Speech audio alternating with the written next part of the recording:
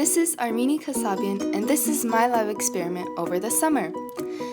Some days, I lie in bed thinking of what an amazing garden I can build. Someday, that is. This experiment showed me how extremely difficult it is to know every single tiny detail about growing a plant. Let's start from the beginning. My experiment was supposed to yield beautiful yellow wildflowers that I could later plant in a flower bed. The nerve.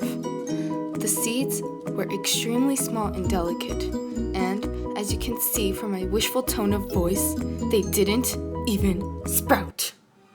With all hope lost for those little things and only 26 days to finish my experiment, I decided to go with the seed that tends to grow more readily, the kidney bean. And I was right. After only a week, the first sprouts started to grow. Sadly, they shriveled up and died, most likely from too little water. On the bright side, the beans I had put in a fluffy blanket of cotton and water sprouted, with the sturdiest sprout I have ever seen.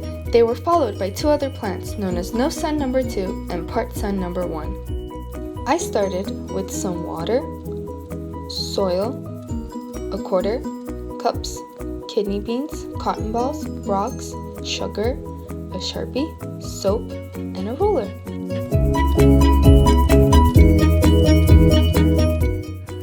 What are the effects of the amount of sunlight, type of material a plant grows in, and the type of liquid fed to a plant on a plant's growth?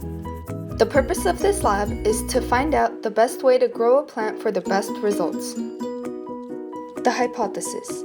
If a plant is given full access to sunlight, water from the yard hose, and is planted in garden soil, then the plant will grow most quickly and successfully.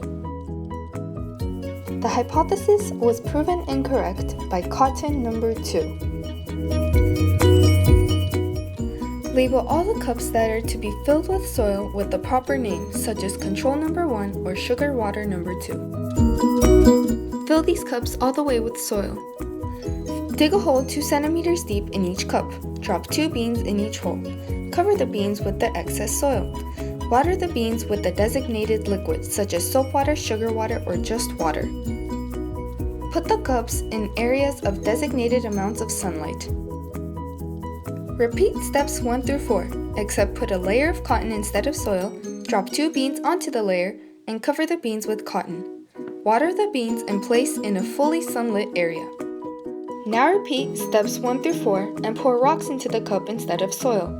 Drop the beans into the rocks. Water the beans and put in a fully sunlit area. Finally, record observations and continue doing so along with watering the plants with the designated liquid for another month or so.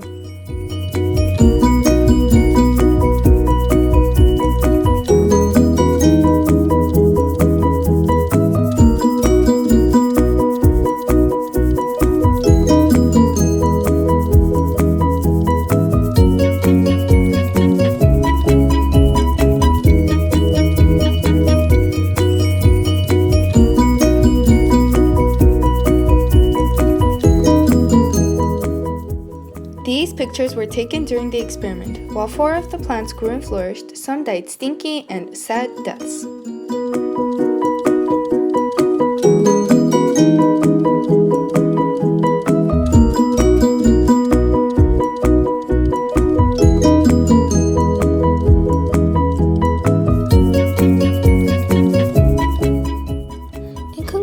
The plants that grew in cotton were the most successful, while the Part Sun No. 1 plant was the third most successful, and the No Sun No. 2 plant was the fourth most successful.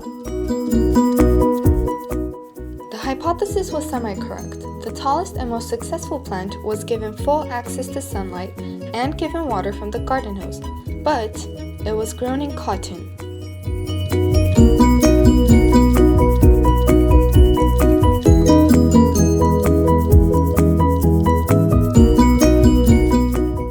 Biggest mistakes were not making the time of the day to measure plant height a control variable and not being ready for rainy and cloudy days. However, next time, the plants will be measured at the same time of the day every day, and also an artificial light source will be used on rainy and cloudy days. Lastly, a larger sample group will be used to reduce the possibility of the beans being duds. Thanks for watching.